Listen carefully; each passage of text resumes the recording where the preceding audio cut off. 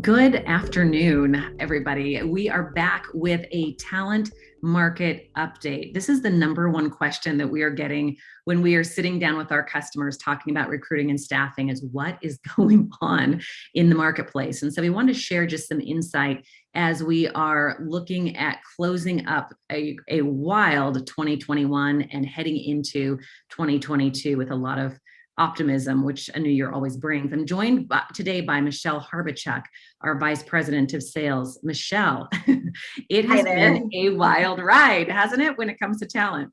It has, but I think we're all figuring it out together, and there's definitely some ways to win in this environment, and so I'm excited to talk more about that today. Absolutely. That is the name of the game, is how can we win? And so I wanted to share some context before we get into the conversation around talent, but just some data that we're seeing.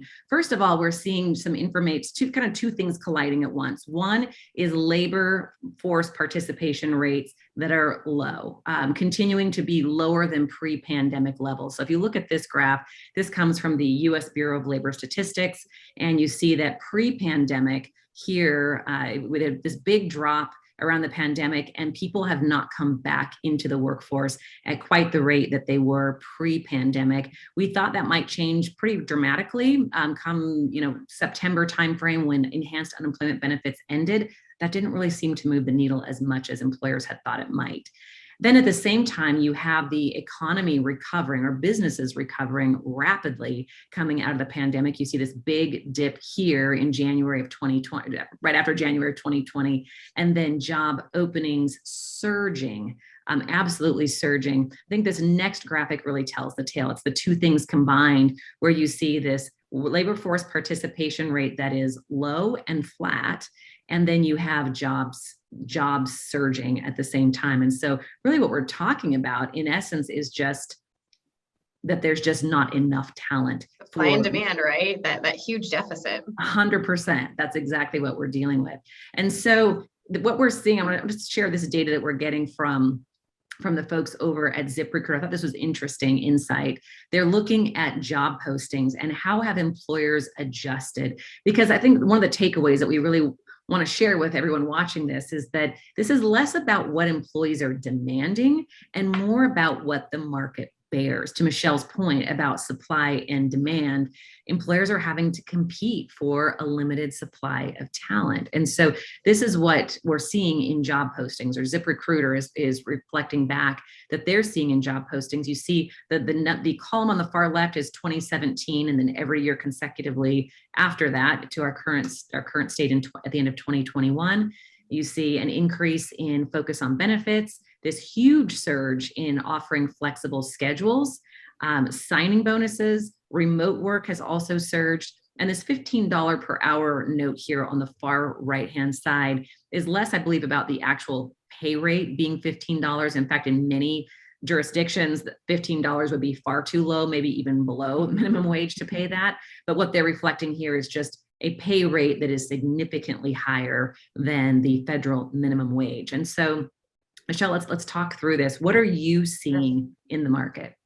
So I think this is really interesting. One thing that we've heard lately is the job seeker does not care about benefits right now. Yeah. And so I know that's been a staple of what employers offer, right? They think that, hey, I've got this great competitive benefits package. It's going to draw employees in. And we are hearing more and more from the employee, from the job seeker, that is not important. Where you can see some big rises here are employers are noticing they need to be more flexible. They need to advertise that flexibility. Yeah. They need to put signing bonuses or competitive wages in there. And so again, this graph is showing what the job postings are holding. Mm-hmm. So what the job posting market bears. This does not necessarily show what the job seeker desires or the results that these postings are getting. Yeah. And so I think one interesting thing here is we are noticing that the flexible schedule does tend to bring more applies in and bring more candidates looking. The signing bonus, however, you can see here, a lot of employers are offering it, does not always get the result that they're looking for. 100%. I can share with you, so I get really under the hood with the data around our own job postings. Flexible schedule, hot. Any job posting that has flexibility in the title or in the job posting. We're seeing that same job being advertised without the flexibility. Complete difference in how those jobs are performing, both in the number of applicants that look at the job and then the applicants who actually take the action of applying to the job.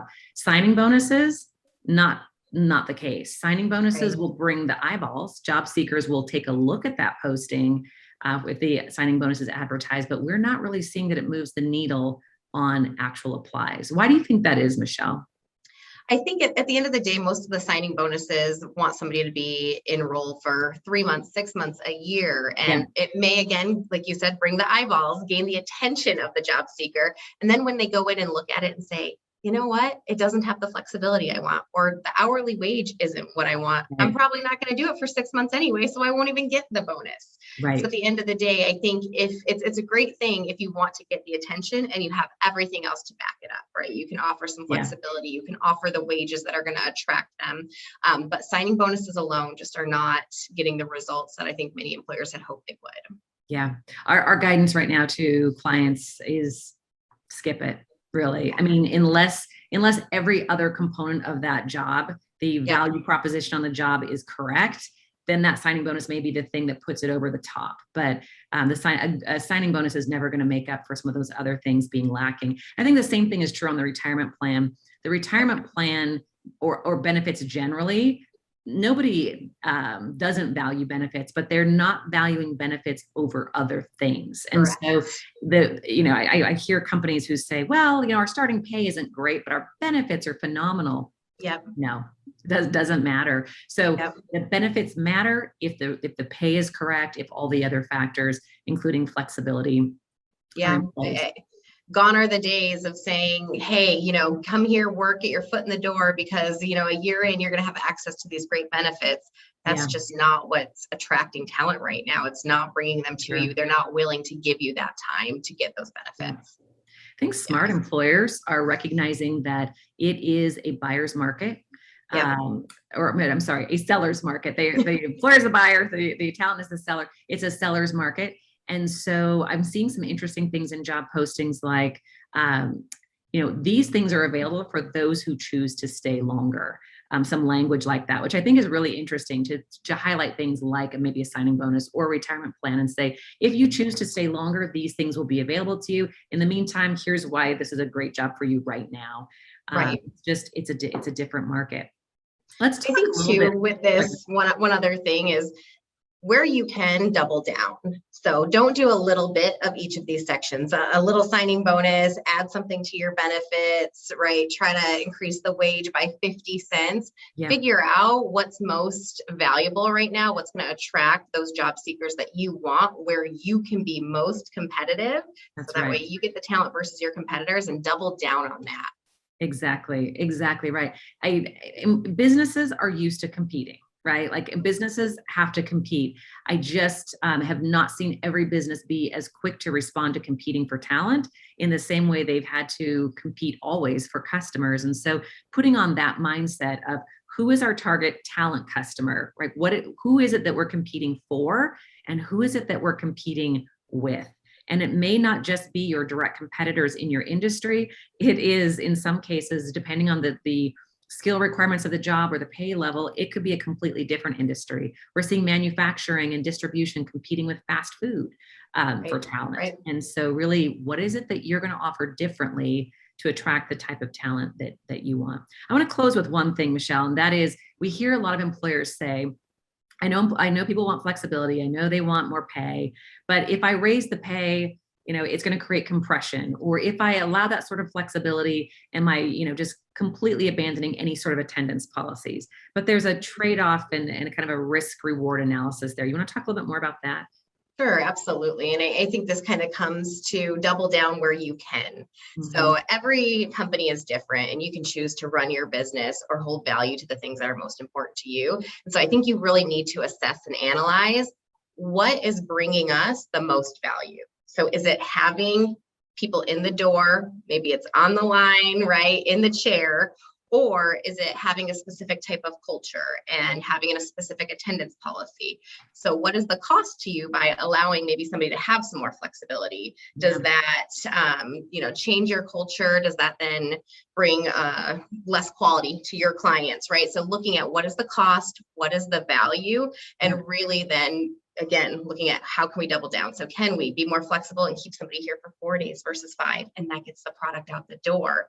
Yeah. Or can we increase wages? And like you said, maybe temporarily. So in the beginning of COVID, we heard a lot of COVID pay, hazard pay, but I'm seeing companies even right now just label it temporary pay. They don't know when it will end, but currently in this market, we're paying $3 more an hour than we were before. So I think as a business owner, as somebody running your department, whatever it might be, you need to analyze what's most important to you, what's going to bring the most value to the company, to the business, and then look at the risk and the cost associated. And again, right, you're going to have to make some tough decisions, but you have to do what's right for you and your company. Yeah. And do what's right for you right now. I think that's such a great point that you made there, Michelle, about the temporary nature of some of our policies. I think gone are the days where, pay just went like this. And if I put somebody here, then I have to put them here next.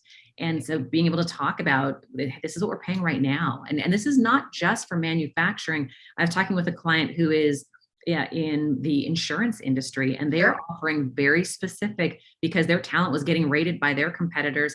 They've offered very specific stay bonuses to get through a very critical season in their business. It's an open enrollment time. And so they cannot afford to lose their best people right now.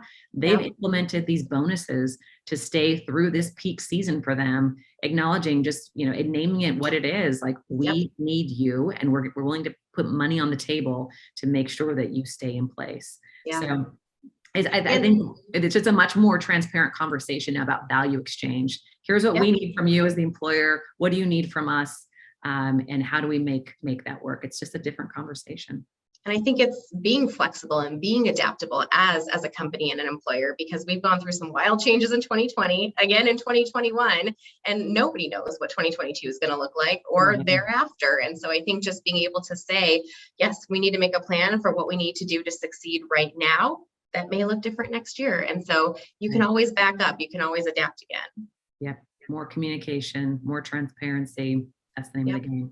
So for all of you listening, I realize that it's one thing to talk about these issues. It's another thing to execute them. And none of these solutions are easy. And so it is our great privilege to partner with customers and clients across multiple industries to help them navigate this. Of course, we provide people, we provide staffing, we provide recruiting, but along with that comes a heavy dose of consulting, especially right now. So if we can be a resource to you in any way, please feel free to reach out. This is our world. This is what we do all day, every day. Yep.